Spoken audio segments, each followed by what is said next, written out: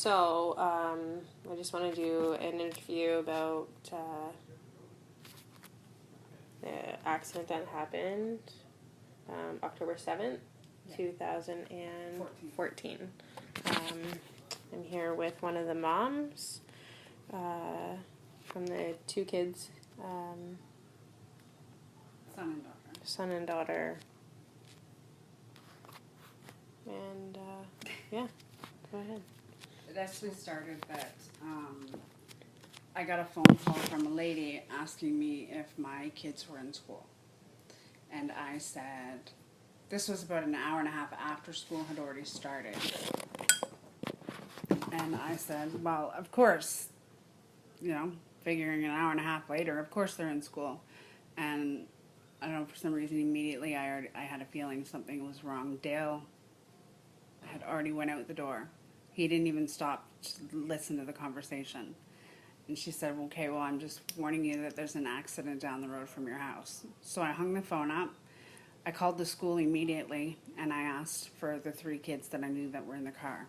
I said, you need to tell me if they're in class. And they're like, well, I'm sorry, but we can't tell you if one of the specific children, because it's not mine, is in class. I said, listen, there's been an accident down the road from my house. I need to know that my kids are in class. And she came back and she said, sorry, sometimes. She said that my son wasn't in class. So I knew immediately that it was them, because he never misses school. He's always in class, every day. So my husband had already left down the road. I got in my truck. By the time I hit Burnside Line, Division Road, there was a barricade up. I actually blew through the barricade with my truck. I came to the barricade at Division Road and Burnside Line where the accident had happened, and I blew through that barricade too. And I slammed my truck into park, and I started to run. And I just kept screaming my son's name, because I knew that he was there. I didn't see the truck. I didn't see the dump truck, because a dump truck had hit them broadside and pushed them 60 meters over an embankment. So the car was down in an embankment. The orange chopper had already been there. My daughter and my son had already been taken to Aurelia Hospital by ambulance. A nurse that just happened to be driving by when the accident happened, she came to my aid and drove me to the hospital.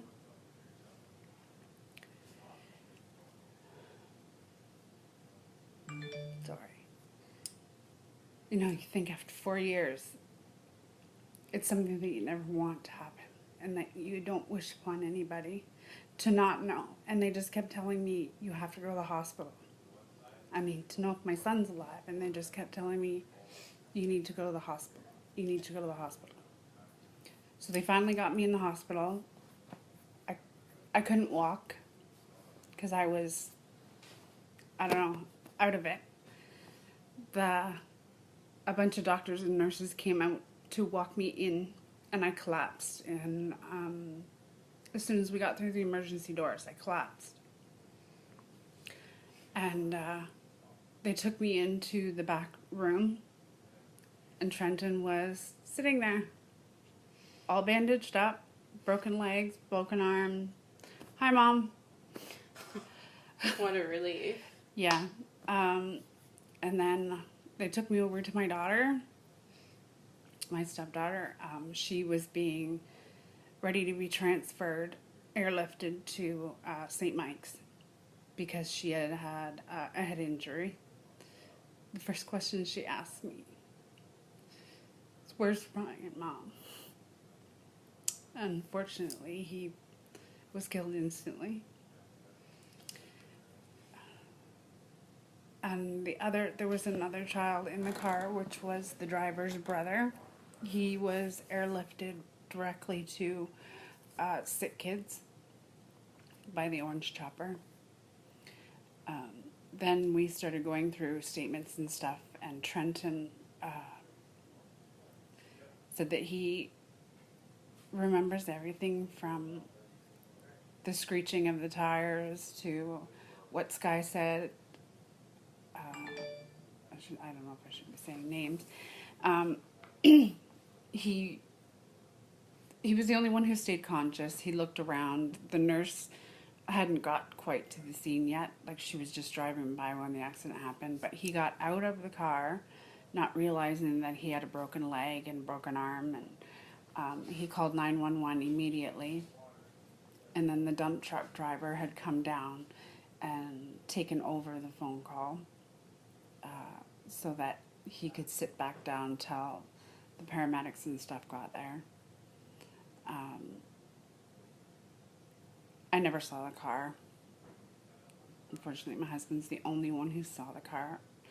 The parents of the boy who passed away, which was my stepdaughter's boyfriend at the time, they never saw the car. Dale wouldn't let them. Said it's better that you don't see it. I'm not sure what else. It's the worst feeling in the world, not knowing that your child's safe. When you get that phone call, it's like your whole world crashes in an instant. There is no, it's not even that you can put it into words. And it's not like it was just one, there was two. My stepdaughter, like my biological son and my stepdaughter. And I mean, like, even recovery was hard because we had one child in a hospital here and we had one child in a hospital there. So it's not like my husband and I had the support of each other to work together. Right. One was here, one was in Toronto. One was here, one was in Toronto. Okay, ask away.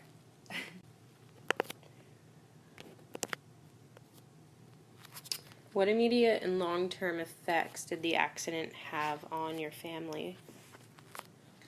The immediate effects were basically not wanting them to leave the house. The little things that, you'd always let slide were very scary. Like, if they were 5 minutes later than they were supposed to be, your heart raced. We had 2 kids in wheelchairs for 3 months. My whole main floor, this was turned into like wheelchair accessible. Everything was moved. My living room was turned into 1 bedroom. Sky had the spare bedroom. Everything changes, and it only doesn't affect the ones that were in the accident, but it affects the other children, because you're scared for them to leave the house. Like, you never, I don't know, so it's so hard to explain, because these are things that you never think are going to happen to you. It happens to everybody, but it doesn't happen to you. Rehab was extreme. You had 2 kids in physiotherapy 4 and 5 days a week, so you were constantly going back and forth. We had nurses in the house. We had doctors have to come to the house. People had to come change bandages and stuff all the time. Physiotherapy, people coming to the house because they couldn't be transported. Having to carry the kids upstairs on your back just so that they could have a shower. It doesn't only it uproots everybody's lives. Did your entire family go to counseling after to try and deal with the mental, Trenton, emotional? My son actually went through a huge state of depression. There's a lot of things that they can't do that they could before, with the extent of their injuries. My daughter, for instance, was an avid horseback rider. She broke her femur. She has a metal rod in her leg. She hasn't been on a horse's back since.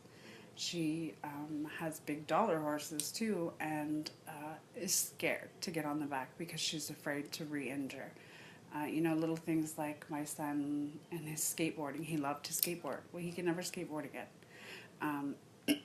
He's got plates and rods, and the scarring alone on on both of them, you know, it's impacted their, you know, their self-esteem. Trenton went through a big state of depression that actually he started hurting himself. And I actually put him in the hospital because I was afraid that he was going to take his own life, because he was so depressed, because he remembers everything, every detail, every cry, every bang, everything, like from the conversation that happened before the truck hit them to the conversations that went on after with the paramedics, you know, stating that the boy that died, he was right there when they said, you know, he's dead, and he was the first one to know because they hadn't taken any of them out of the car. He went through a lot of that. Sky, she did some counseling as well. Unfortunately, she's a little more bottled up. This was her first boyfriend, her first love. It still devastates her to this day. You know, they have come through it. It's been a long haul. They're not the same children that they were before. It's taken a lot from them, you know, from just the little things in life that you miss, like watching them, you know, Sky come up the driveway on the horses, or, you know, the kids playing around in the backyard on the trampoline. Those are things that they can never do again, because the extent of their injuries is one little poof and something can snap. Or, you know, Trenton went through screws coming out of the ankles, so they had to open it up and cut the screws off. You know, even long term, it could come to a point where he's older, or Sky's older, that those bars and like the metal rods and the screws and all of the hardware can actually start to come out. Their body can start to reject it. So say 20 years down the road, they may have to have them removed. You know, it's something that they'll always have to live with, that never goes away. You know, our family, it brought us closer together, a lot closer together. I honestly never thought either one of them would drive. Still to this day, to go to the corner of the accident, I think it was a good, other than when the first anniversary came up, the school bus wouldn't even drive down that road for the children's sake. They did a detour. We would never drive the kids to that corner, because there is a memorial there, and it was just an everyday reminder.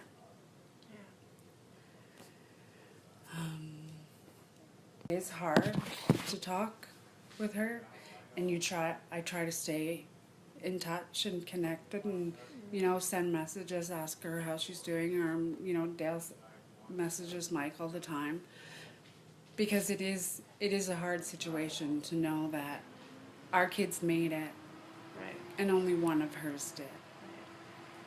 So there's always that uncomfortability. There's always that little bit of uncomfortability. I don't want to say it, but, you know, but our lives are going to be intertwined forever. Right. You know, because there's always going to be that anniversary. Mm-hmm. And how did the brother, like, how is he doing in recovery? Recovery-wise, Jamie's pretty much made a full recovery as well. Like, he had a lot of broken bones in hip and arm, and but he's doing really well. Like, you know, all of them graduated high school. On time, like. Sky was the only one who had. She stayed an extra semester.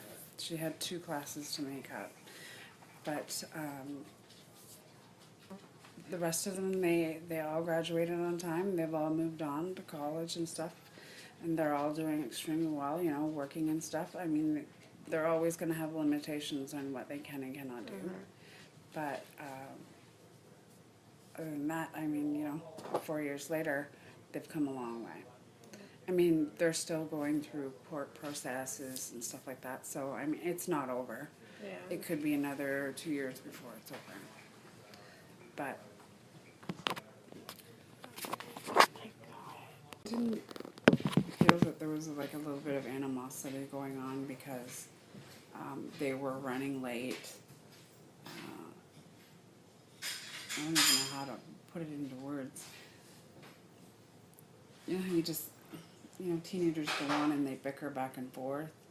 Yeah. And, you know, everything happens so fast. So, you know, with them running late and him speeding, I think they were kind of bickering when everything happened. Trenton doesn't remember a whole bunch, but he remembers the bickering back and forth between the two of them. Between the driver and my stepdaughter, but we think that it had to do with because they were running late and, you know, just rushing, just typical teenage stuff. I don't really know. Nobody really knows. Yeah. But, I mean, speeding and bickering back and forth was definitely a factor. Yeah. So he just kind of thought, I gotta get there, so yeah, we're just gonna go. This guy on him, you know, that they're gonna be late. They're gonna be late and just bickering. They bickered all the time, you know. Yeah. Little lovebirds bicker back and forth. But I don't know if that took distraction away from Ryan's view, like. Yeah, I honestly don't know. It's hard to say what actually happened. Yeah. And I honestly don't know if Trenton fully remembers. He remembers things being said, but there are little pieces that because everything happened so quickly that, you know, he doesn't remember. He remembers this guy saying something about a stop sign or blowing a stop sign. Yeah. And then they also said that Ryan tried to back up.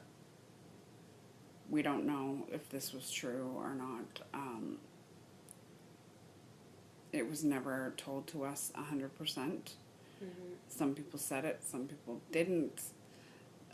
I mean, we never fully read all of the police files. It was too hard to read everything because there was things in there that we didn't want to read. You know, we didn't want to know every little single detail of what could have been prevented. Okay. Thank you.